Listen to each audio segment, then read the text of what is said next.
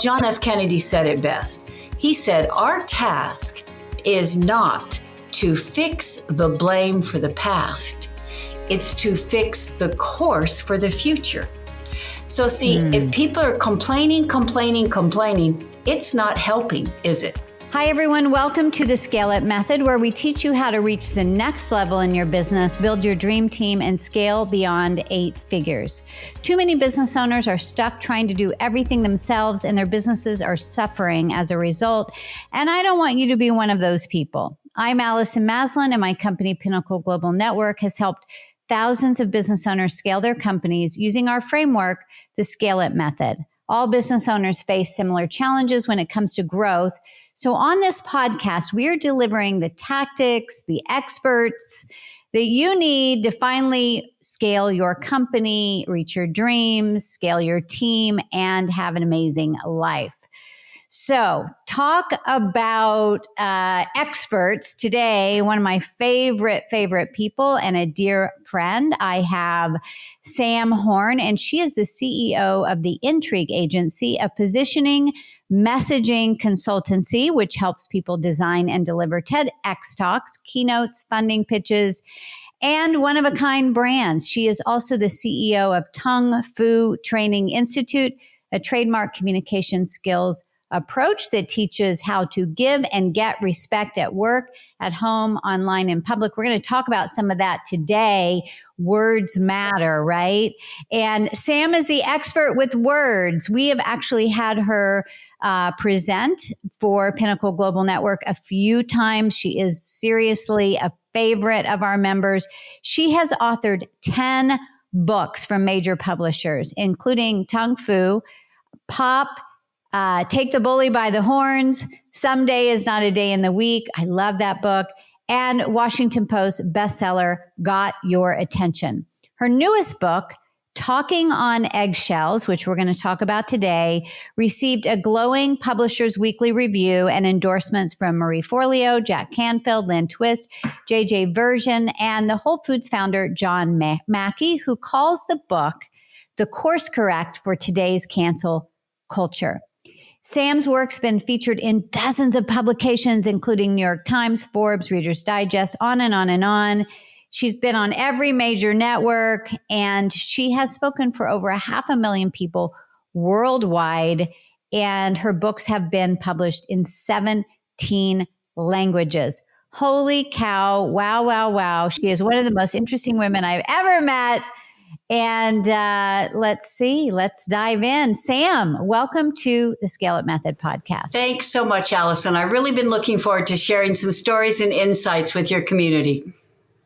Yeah, well, I want to dive into like how this journey started with you, but I wanted to kick it off. I was thinking last night, how would you describe Sam Horn in 2 words? What would you say? I know you're the wordsmith, so... Okay, I got it. My mind had to work on that one because that's a new question. Okay, ready? Yeah. Intriguingly grateful.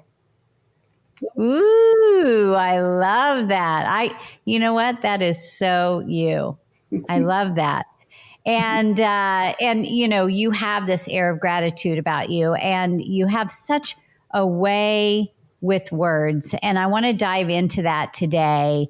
But did you always, like as a child, did you have this instant interest in writing and books, the gift of language? How did all that start? Allison, I am really grateful to, wait for it, Reader's Digest. And here's why. I grew up in a small town. I actually rode my horse to the library. And my God. You know, really, I had a Palomino. His 2 speeds were a trot and a flat out run. He never loped. He never walked. And I would ride him to the library, tie him up to a tree, and then I would go in and I would get lost in the world of books. And I was a reader from a young age. And you want to know the story about Reader's Digest? Please. Okay, so we would go to our grandmother's house about 3 times a year in faraway LA, beyond our small mountain valley. Now, we would play with our cousins outside unless it rained, and then we were banished to the back porch where there were stacks of Reader's Digest, and I would read them all day long. And I remember even back then, there'd be these little pithy quotes, these little one-liners, and I would tear it out and I would save it. And at that point, I didn't know what I was saving it for. I just knew that it got my eyebrows up. Wow, that was profound. Wow, I never thought of that before. Wow, I want to remember that. So I think Reader's Digest played a wonderful role in helping me appreciate the power of one sentence to open our eyes and mind to something important that we wanted to do. Yeah, I don't think that our current generation, some of them may not even know what Reader's Digest is, although we always say the Reader's Digest version, which is like the condensed version. I had stacks, though, Sam, of the Archie comic books. That was my thing, or Little House on the Prairie. So, but I love it. And you have the most interesting titles of your books. And you do that for a reason, I know. Can you share why? You've got Tung Fu, now Walking on Eggshells. Tell us a little bit about your thinking when you're coming up with the title of a book. Richard Branson said, time is the new money. And the clock starts ticking the second we start talking. So if we have something we care about, whether it is our book or with your community, their business, their startup, their product, or their launch, we have seconds to capture people's attention. And so I know that if I can come up with a one-of-a-kind name people haven't heard before, like Tung Fu, people are curious. They want to know more. Talking on eggshells, what's that? Someday is not a day in the week. So if we can come up with a soundbite that passes the eyebrow test. Now, you know what the eyebrow test is, right? Is it like... Oh, not no, that I well. don't know. You know what? I'm glad you did that. Some of you on audio had no idea what I just did, but I was trying to do the intrigue look. Yeah. Okay, well, here's a 60-second story. You know that I helped start and run the Maui Writers Conference, kind of what Cannes is to the film industry. We were to the publishing industry. And our first year, we gave people an unprecedented opportunity to jump the chain of command. You could pitch your screenplay to Ron Howard. You could pitch your novel to the head of Simon & Schuster. And yet I could tell whether or not people were getting interest in their project without hearing a word being said. I would stand in back of the room and I would watch the pitches. And if the decision makers' eyebrows were crunched up, like right now, even if you're listening, and not watching, crunch up your eyebrows. Okay, do you feel confused, right? Like you don't get it? Confused people don't say yes. Now, if we're describing our business or our book or our project to someone and their eyebrows are unmoved, it means they're unmoved or they've had Botox. Yeah. Now, lift your eyebrows. That makes it a little more challenging. If you lift your eyebrows, don't you feel intrigued, curious, like you want to know more? Mm-hmm. You can test whether or not you're going to get what you care about in someone's mental door in seconds. Describe it to them, watch their eyebrows. If they're up, you're in. Wow. I had not heard that, but you know what? Body language is so powerful. You can often get what somebody is feeling without them saying a word. And, speaking of that, I want to talk a little bit about how you teach us to use words and language. And you've said in your new book, Talking on Eggshells, and you all need to get this book. It's phenomenal. You said it's is to teach us how to learn to agree and disagree and agree to disagree. Can you share what you mean by that and why this is so important? It's there's a study out of Harvard that said 67% of people are conflict averse. And that means that if they're going to have a hard conversation, if they anticipate this is going to be contentious or someone's going to get angry, they just head the other way. In fact, there's actually 3 common styles where we either avoid conflict, we accommodate conflict, which means we give in to get along, go along, or we get angry at conflict. And so part of the purpose of this book is how can we agree? How can we cooperate and actually get people on the same side instead of side against side? How can we disagree when we have different opinions and we realize we're not going to change their mind, they're not going to change ours? And how can we say we're at an impasse and we're never going to resolve this? So we're going to agree to disagree, because if we do those 3 things, even the hardest conversation, we can navigate it in a way that ends up being a win for everyone. Boy, this country needs that, doesn't it, Sam? So much. Seriously. I used to be, I was a middle child. My parents got divorced when I was 13. I was always let's all get along. And I was one of those people that used to avoid conflict and really struggled with that. But as I've grown, in my businesses over the many years, I realized that did not work, because it wasn't like the problem went away. It just got bigger. And, it's so interesting when you do face an issue head on, it actually ends up not being near as big as we make it in our minds, right? And so you're bringing up one of my favorite stories in the book. And Allison, you knew I was going to do this. Unless someone's driving, I hope they get a piece of paper and put a vertical line down the center. All right. Because we're going to have words to lose on the left and words to use on the right. And now on the left, put the word conflict. Because see, if we dread conflict, if we perceive this is going to be a conflict, once again, we bail. So over on the right, put clarifying conversation. What happens if we see a conflict as a clarifying conversation? So 60-second story. So my best friend's granddaughter is learning disabled. And after a lot of attempts, she finally got a job at Salvation Army. And it was really important to her. And after about a year, her boss said, "You're up for promotion." The very next day, she said, "You're in danger of getting fired." Now, before, if this had happened, Bethany probably would have collapsed into tears, may have quit on the spot, would have gone home, rehashed it, perhaps fallen into a depression. Her therapist had given her 6 words. "Could you please help me understand?" She went back to her boss the next day. She said, "Could you please help me understand why I was up for promotion at the beginning of the week and I'm threatened getting fired yesterday?" And her boss explained a situation, and Bethany remembered this customer who had complained. He tried to return a used mattress with a cover on it. They couldn't do that. She'd politely explained the policy. He left in a huff. Once the manager understood what actually happened, she complimented Bethany for enforcing the policy, thanked her, and gave her the promotion she deserved. Now look at the ripple effect. Over on the left, we can dissolve in tears, we can go home, we can get depressed, we can rehash it, or we can say, "Could you please help me understand?" and have a clarifying conversation. Oh my gosh, that is so powerful. Really, when you think of clarifying conversation, there's no energy around that. There's no icky energy around that. Somebody gave me advice years ago, Sam, and they said, learn to embrace conflict. Wow. And I love that, because it doesn't mean create conflict.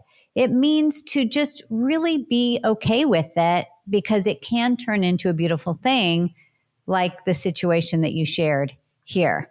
And so it's so powerful. And this really goes into this idea of positioning. And positioning is everything. It's everything in the conversations we have with our significant other, with our children, in our business, anything really. And so what are some words we need to stop using or that we need to use more of to get our point across? Can you give us some clues? I love the clarifying conversation, but if there's anything else. Good. Let's go ahead and I'll give another 60-second story and then we'll unpack it with words on the left that actually make it worse and words on the right that make it better. Sound good? Love it. So here's the scenario. Imagine somebody is doing something wrong. They're making a mistake or they're doing something they're not supposed to. Well, over on the left, we often say, stop doing that or don't do that or we get angry or whatever. No, it makes it worse. Here's a story and then we'll come up with the exact words. I was visiting my son, Andrew, in New York, and his 1-year-old son, Hero, starts crawling across the floor, hauls himself up on a guitar, starts banging on the strings. Now, over on the left, Andrew could have said, stop banging on the strings. He could have said no. He could have yanked the guitar away, all of which would have made Hero feel bad. Allison, guess what he said instead? What? Gentle. And I saw Hero's face transform. And he reached back to the guitar and went, strum, strum, strum. And in that moment, Hero made music because Andrew shaped his behavior instead of shamed it. He coached him how to do it right instead of criticizing him for doing it wrong. He showed him how to do it better instead of making him feel bad. And when someone is making a mistake or doing something wrong, put the word should over on the left, put the word stop over on the left, put the words don't over on the left. All of those reinforce the dreaded behavior. Plus, my dad used to tell me we can't make someone do better by making him feel bad. All those words make people feel bad and they don't tell them how to do it better. So over on the right, instead of stop, start. Instead of should, shape. Instead of don't, do. And you're an athlete. I mean, when you're up there, you don't go, I hope I don't miss the bar, right? That's not going to help, right? I'm going to catch the bar, it's you tell yourself what you do want instead of what you don't, which dramatically increases the likelihood it's going to happen. Oh, absolutely. I mean, that's really how I start every single day, Sam, is to focus on what I do want. And when I am up on the trapeze, I literally visualize myself doing that trick and catching that bar. But I was just thinking of the power with your son saying the word gentle. First of all, gentle is such a beautiful word. And if he had said no, it could have made your grandson think, really relate the guitar with I should stay away from that, or I should not want to be inspired to use this, right? So it's just really incredible how words can shape our experiences and really impact, our life experience. I hope everyone right now is thinking about work, is thinking about home, and how many times we say, you put too much information on your slides. You were late again to the meeting. It's like you forgot to feed the dog. It's like, stop interrupting me. Don't get mad. All of those things over on the left, number one, we are creating resistance and resentment. And once again, people are going to keep doing the very thing we don't want them to do. So it's like, be 5 minutes early instead of don't be late. Let me finish instead of don't interrupt me. It's, have 10 words max per slide instead of stop putting so much information on your slides. It is a game changer. Yeah, it's really thinking of if you're about to say something negative, what would be the positive? What would be the flip side of it? Still getting the same point across, but how can you say it in a more uplifting way, I guess? Esther Perel said, behind every criticism is a veiled wish. So see, the prompt is, what do I wish, right? What do I want? And often the mind will say, well, I want him to be on time. Well, I want him to let me finish. Well, I want him to do this. And so just ask yourself, what do I wish? And often that will help you come up with these positive, proactive words that produce the desired behavior. That is the thought. What do I wish in this moment? That's right. Right. And coming from that place. Mm-hmm.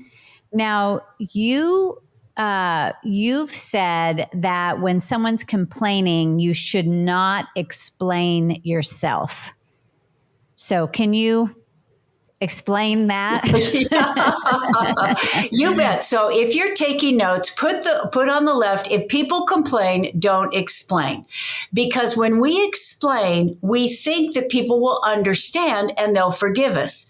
They actually get angrier because they feel that explanations come across as excuses, that we're not being accountable.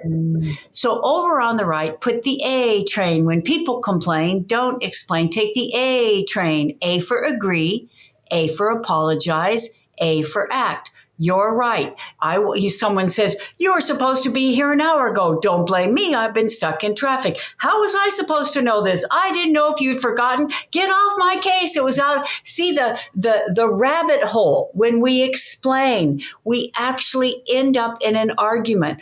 Over on the right, if we ask ourselves, is what they're saying basically true? Most of the time people complain, it is. That's why they're complaining, right? Right. So if we say you're right. We need to take responsibility, right? Because, there's always 1,000 excuses why.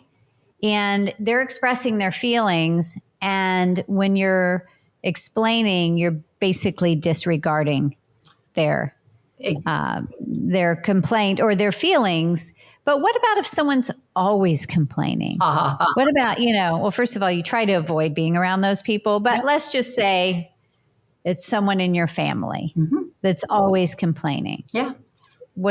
Same thing? No, I really believe in a pattern interrupt. Oh, okay. Because see, if it is a pattern of complaining, as you know, rewarded behavior gets repeated, right? If they're complaining a lot, they're probably getting a lot of sympathy for it, or they're getting a lot of attention for it, or they're getting away with their excuses, right? So we are rewarding the complaining by giving them something that is giving them what they want. And at that point, it is not serving them and it is not serving us. So I believe in being a pattern interrupt.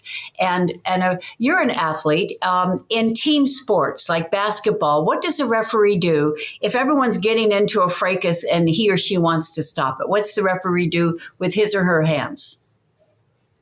Well, since I was the last kid ever picked for team sports, Sam, because I was super short and pigeon-toed, so that's why I went into gymnastics.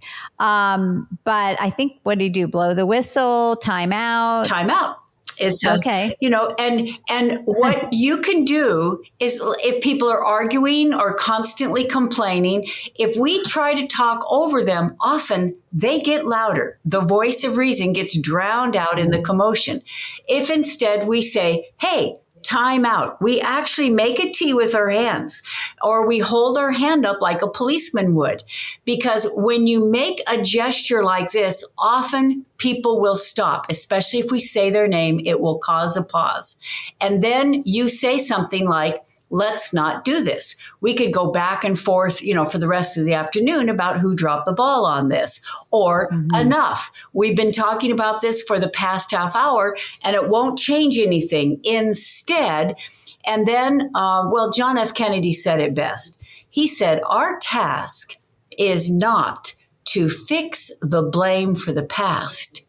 It's to fix the course for the future. So see, if people are complaining, it's not helping, is it?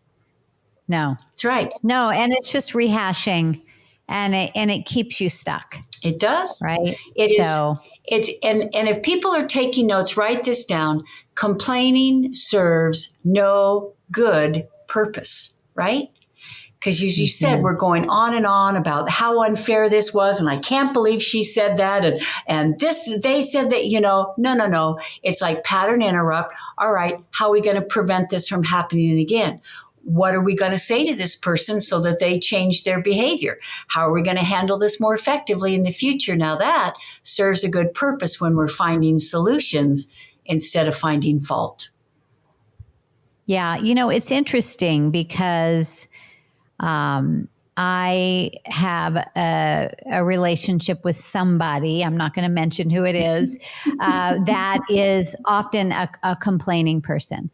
And it's interesting because oftentimes when we're in that space, when let's say we're in the one that is in the complaining, they don't often see it within themselves. Yeah. Right? It's like anything. You're so used to doing or operating a certain way. It could even be running your business. We talk about business owners that are too in the weeds of their business. Yeah. After a while, it's on autopilot. You don't even realize that it's happening. So I do think that those pattern interrupt, sometimes it's like throwing ice on your, a bucket of ice on you to go, hey, wake up. Do you realize how you're showing up and how this is impacting other people? It's hard to take though, right? Because you really have to look at yourself in the mirror. I'm really glad you're bringing this up because it's really one of the purposes of the book is to go first, is to, if we don't like what's happening, well, Elvis Presley said it best. He said, when things go wrong, don't go with them.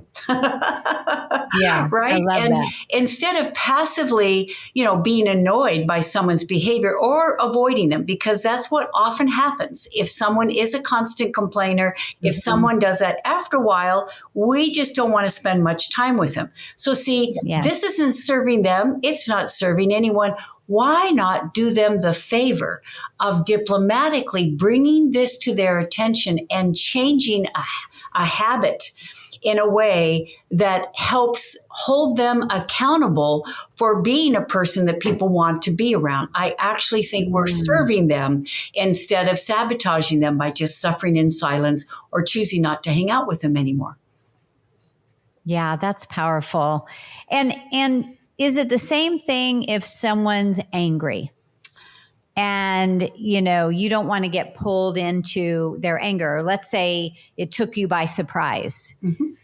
What can you do if someone's taking their frustration or anger out on you? What do you recommend in that scenario? I'm glad you asked this because I get to share another one of my favorite stories is that, okay, so this situation is someone's taking their anger or their frustration out on you, and it's not right and it's not fair and you don't deserve it. And it's so easy to react. It's so easy to say, hey, it's not my fault. Why are you blaming me? This is, no. Reactions make it worse. So here's what my Aunt Kay, 84-year-old Aunt Kay did. She volunteers at a hospital 5 days a week. She did this even during COVID. And I asked her what it was like. And she said it was really stressful. I said, well, what's an example of when someone took their anger or frustration out on you? She didn't even have to think about it. She remembered a woman who ran into the ER holding up her phone saying, my daughter just texted me. She was in an accident. She's in the ER. I need to get in and see her. Well, Kate called the ER. There was somebody already with the daughter. And now you may remember the rules during COVID is only one visitor per patient per day. And she had to tell the mother that she could not get in to see the daughter. And the mother lost it. She is sobbing and screaming at Aunt Kay. Now, over on the left, Aunt Kay could have reacted. Hey, I didn't make the rules. Stop taking this out on me. She could have thought, how rude. So if you're taking notes, put how rude over on the left, which is a stand-in for all these reactions. Instead, over on the right, Aunt Kay asked herself 4 words. How would I feel? How would I feel if my daughter were in the ER and I couldn't get in to see her? And it moved her from impatience to empathy, from contempt to compassion, from there's nothing I can do, to let me see if there's something I can do. She called the ER back and she asked a simple question. She asked, who is with the daughter? It was the Uber driver who had brought the young woman in. Kay was able to explain the situation to him, thank him, he left, and the mother was able to get in with the daughter. Now, Allison, look at the ripple effect once again of how rude, not my fault. Now, how would I feel? It gives us the incentive to see if there's something we can do instead of shrugging our shoulders saying, nothing I can do.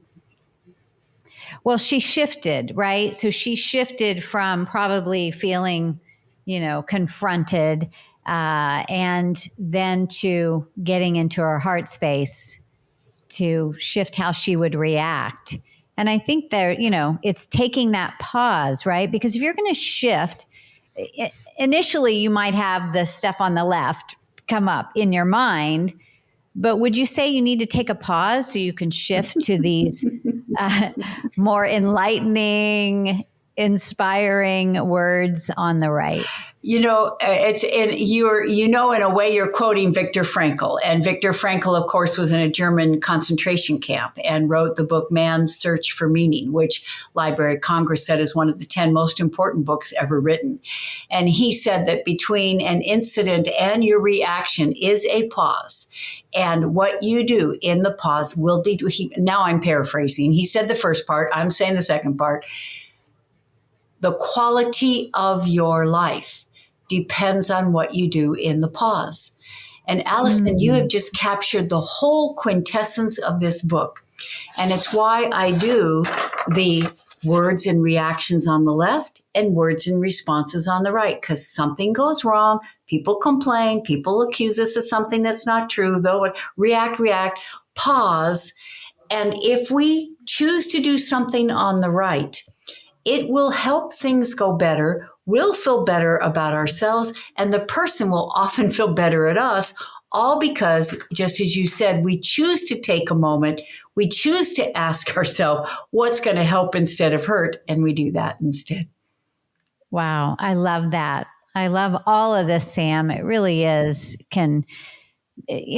simple words, how life-changing it can be. Now, talking on eggshells is, we're talking about dealing with challenging situations, but also you've got some great advice in there on how to overcome our own insecurity, nervousness when you're walking into really important situations. I know last week I spoke on stage to 3,000 people at a conference. And, I've spoken to so many audiences over the years, but you always get those butterflies in your stomach before you go out and all of that. So what are some things that you can do? What's a technique to help people to really show up as their best self, even if they're afraid? Two answers to that. And one, I had an opportunity to share with your community. I believe if we know what we're going to say in the first 60 seconds, and it is so good, we know that the eyebrows are going to be up. People are going to be leaning in because they're going to want to know the answers to the questions, strategic questions we just posed, that we're golden. If we know that we can get the first 60 seconds. So if we have time, we'll talk about that. You're talking more about the emotional, the fear. Oh my gosh, what if I forget what I'm going to say in front of 3,000 people? What if for some reason, they're not interested? And so let's talk about the emotions. Is that Candy Leitner's daughter was killed by a drunk driver on the way to prom, and Candy spiraled into depression. And after a few months, she realized that that was not going to bring her daughter back. And how could she honor her daughter and prevent this from happening to other families? So she founded Mothers Against Drunk Driving. And at the very first speaking engagement, there were 1,000 people in the audience. Now, Candy is standing in the wings with a friend of hers, and her knees are knocking and her palms are sweating. And she tells her friend, I think I'm going to faint, because she had never spoken in front of an audience of that size before. She didn't sign up for that. And her friend walked over to her purse and got out a set of keys and walked back to Candy and said, Candy, if as a result of speaking, one person in the audience chooses to turn over their keys instead of drive drunk, will it be worth it? And so even to this day, when Candy is speaking, she says, keys, keys, keys, because it reminds her that she's not here to make a name. She's here to make a difference. She's not here to shine or show off. She's here to serve. She's not here.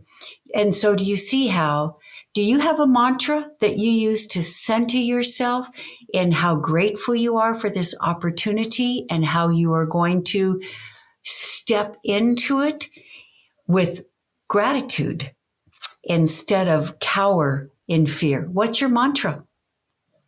Well, for me, I really center myself. I close my eyes and I think about, what does this audience need? How can I speak through my heart and give me the words so that I can impact, inspire them, help them break through whatever it is that they need? And because I realized years back when I started speaking, and I had a lot of fear around it, I realized, what if it's not about me? Wow. What if I am called to do this work that has zero to do with me, but I'm just a catalyst to help others on their path. And so that's really what I focus on before I walk out on stage. Doesn't mean that I don't have the butterflies still. And I actually think those are good because, it keeps you fresh and on your toes. But, this is such, I think that's really it for someone, for me, is what if it isn't about you? What if these people really need this? It's Beyonce says that she gets nervous if she doesn't get nervous. She says she just pours it into the show. And by the way, do you know what my one word mantra is? What is it? Joy. And especially during COVID, I did a lot of webinars for people for all the reasons you already know. We were quarantined and so forth. And sometimes this would be like for Oracle or Johnson & Johnson, and there'd be thousands of people internationally on a webinar. And I'd start getting ramped up about what if my tech goes wrong and And I'm not making this up. And I do it fresh for every big event. I put joy, write it out, JOY, and I post it where I can see it, because it centers me in what people really want is for me to be lit up, sharing things I believe in that can make a difference, sharing true stories that they relate to that maybe are going to motivate them or make them feel that they're not alone. So joy centers me, and I think the quintessence of communication, which is, guess what? We're circling back. Intriguingly grateful for this opportunity and welcoming it instead of being anxious about it. Well, you emit so much joy. You do. That's just the energy about you. And, even just we're connected on Facebook. I read your posts, just the deep insight that you bring and just bringing joy into every moment. That's really where I am at this point in my life. It's not about the getting there. It's the joy along the way to get there that matters.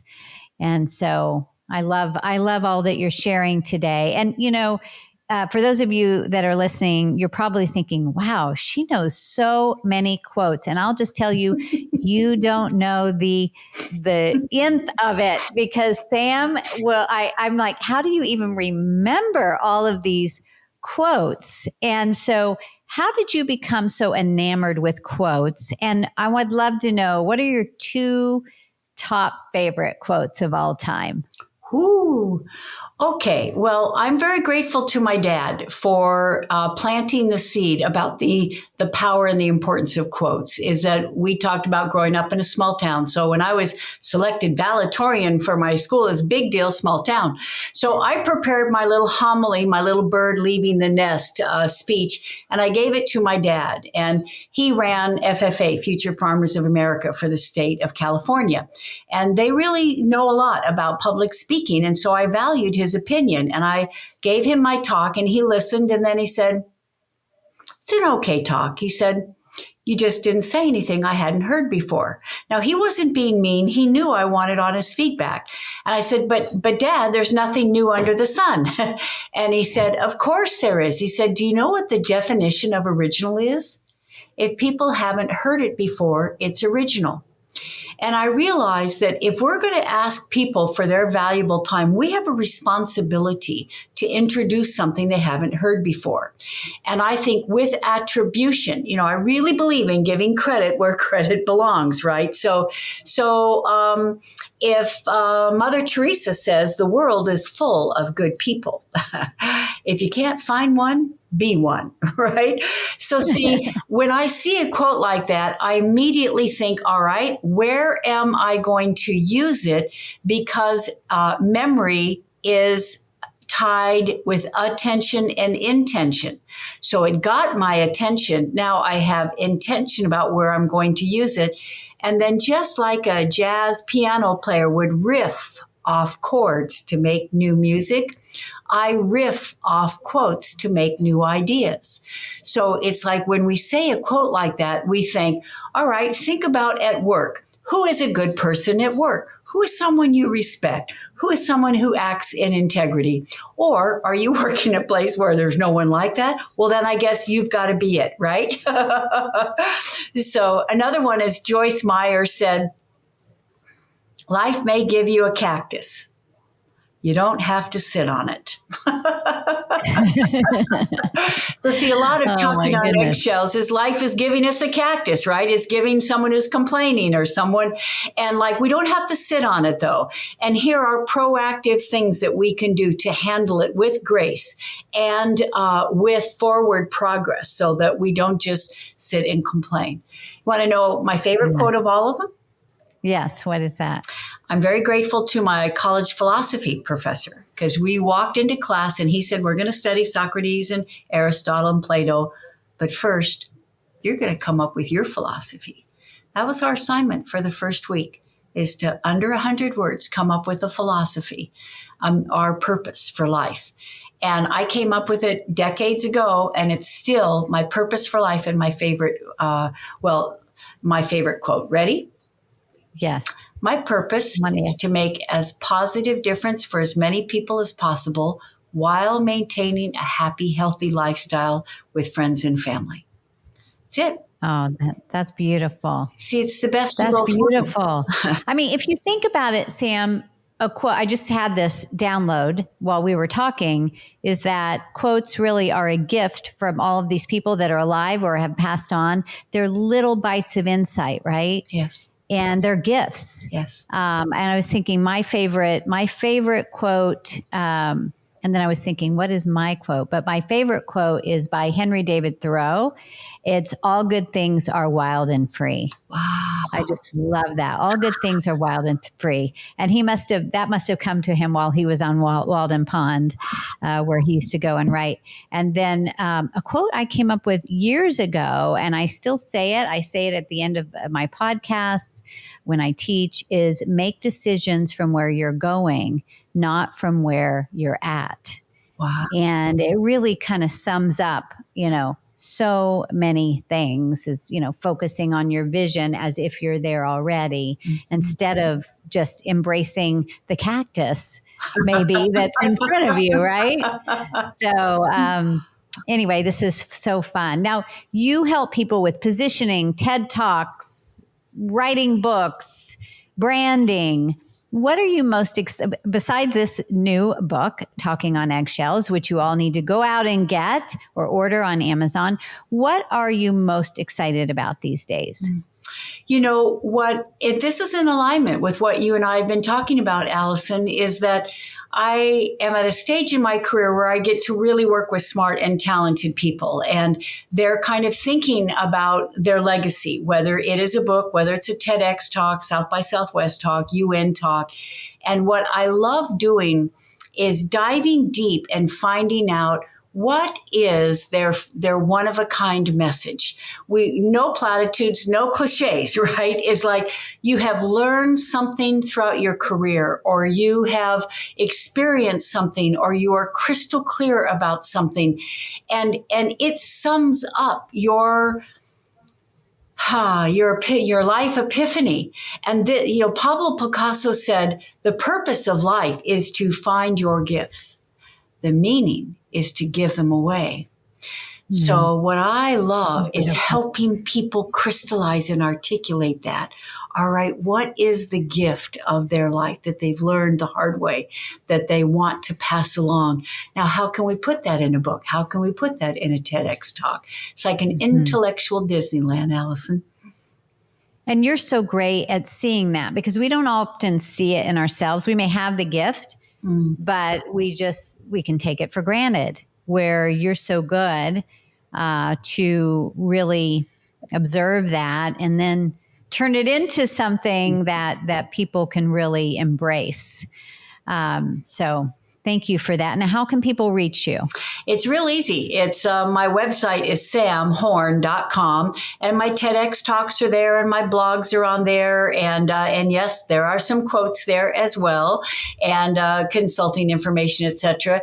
And I hope people follow me on LinkedIn because I really do love to write. It is I am a writer, and to me, my life is my lab, and the world is my material. So I write frequently there about what's going on and what I'm hearing and what I'm thinking. And people tell me that not only is it a pebble in the pond of my legacy, that they look forward to it because there's always something that puts a smile on their face or in their heart and that they can use in their work and in their life. You're so inspiring, Sam.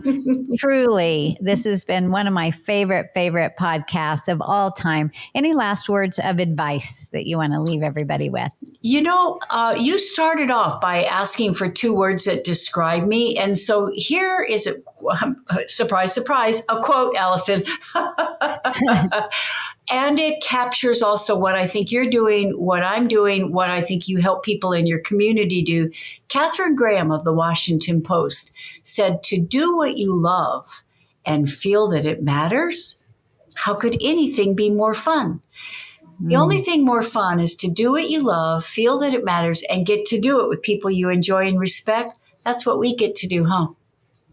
That's what we've been doing here for the last 45 minutes or so. Yes. Truly, truly a blessing. So I know for those of you listening, definitely check out Sam Horn, connect with her, read her books. My goodness, 10 books.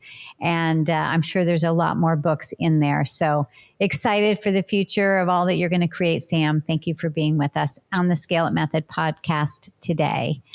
And so if you want to build a scalable company, well, all of this that we shared today is important because it's how you show up. It's how you communicate. So definitely read Sam's new book, Talking on Eggshells. And if you want to build a scalable company that can thrive without you, you are ready to get the support you need to do it. So apply for a complimentary scale session with one of our lead strategists at Pinnacle Global Network. And during your time together, they're going to dive into your business, figure out what the gaps are holding you back to get to that next level. They're going to give you real-time solutions, super powerful. So head on over to myscalesession.com to apply and schedule your time. And if you want to learn what we're up to at Pinnacle Global Network, just go on over to our website, pinnacleglobalnetwork.com. And until next time, like I said earlier, make decisions from where you're going, not from where you're at. Bye, everybody.